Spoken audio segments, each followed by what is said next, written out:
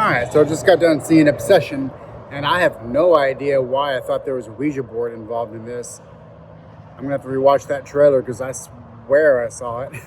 um, but there's something kind of like a Ouija board in this, I guess. So I don't know the visual. Like I said, I really don't pay that close attention to trailers lots of times because I just really want to get. In fact, the thing that made me stop watching the trailer was not even in this. So I don't know what happened there. I yeah, I guess that's for a mystery for me to solve. I guess I guess when I opened the trailer, it was for a different movie or something like that. I don't know. I'm very confused. Um, but overall, this movie was good. I don't know how good it is. Some people in my audience actually clapped at the end. Um, I would say to kind of get to kind of to kind of give a feel for the movie. It's definitely a slow burn. It kind of ramps up tension as it goes, and it gets faster and faster paced as it goes. And it's never fast paced, really, but things get more amped up as the as the whatever you want to call it, the curse or whatever, continues. And I think I think for some people, the slow burn aspect might not be for them, and also for some people, if you sometimes characters' decisions don't go over so well, or lack of action for characters may not go over so well. But I think when you realize the character, when you put together the title of the movie, and what exactly is going on, it works well enough for me to be like, okay, I understand. I know what I would do in this movie, but do I really know what I would do in this situation? Because here we have a situation where someone made a wish and it came true.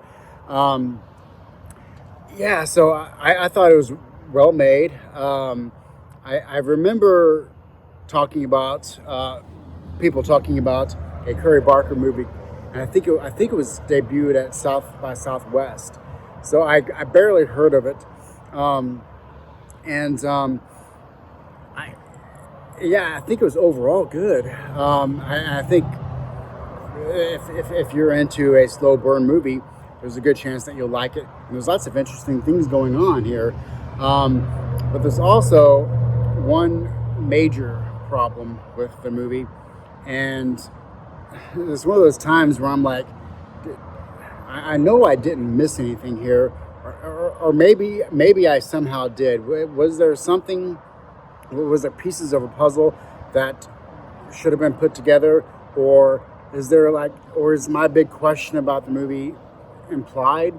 I don't know, but there is an aspect of, like, what exactly is happening here? Is it just magic? Is someone behind what's going on somehow?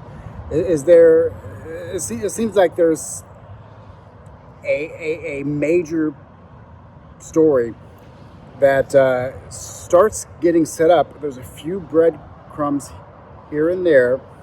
For instance, when he calls the helpline, when he calls the helpline, that's a major plot point in the movie, and it's very confusing. So hopefully I'm not the only one that was confused by that. Or, I mean, it's one of those situations where it's like, okay, I think I'm hearing something in the audio, but then nothing is happening to pay this off. The movie almost like starts going in a different direction, but then gets back on track to where it was to begin with. And yeah, I think that aspect was the major one that threw me off and took me out, and it made me wonder exactly what kind of a rating I'm going to give this. And it's really tough because I'm not immediately saying, oh, right now this is like the best horror movie of the year or anything like that. It's not doing that for me. And I don't know if it can. maybe if maybe if I hear more people talking about it, and I realize, oh God, yeah, of course I'm stupid. I somehow missed this major thing that I was looking for after it was sort of set up right. This was set up right. I'm not crazy, but yeah, if if you happen to see this, and if you too were confused by the lack of payoff or not of everything that took place after the phone call to the support line, let me know. Otherwise, I do think it's a good movie. There are some surprising scenes. There's some stuff that's well made here. Like for instance, it's a dark movie, but there's several shots where has a little bit of light on him, but she is in darkness. And then when she's in lightness, it changes the tone of the scene. Then she'll go back into darkness. This happens throughout. So the way the movie is made, shot selection is really, it really supports the story that's going on. So there's a lot of really good technical things going on here, and the writing. There's a lot that you can really point to in real life and current life, and be like, this is representative of how guys are afraid to approach women, or afraid to be being looked at as taking advantage of women or something like that.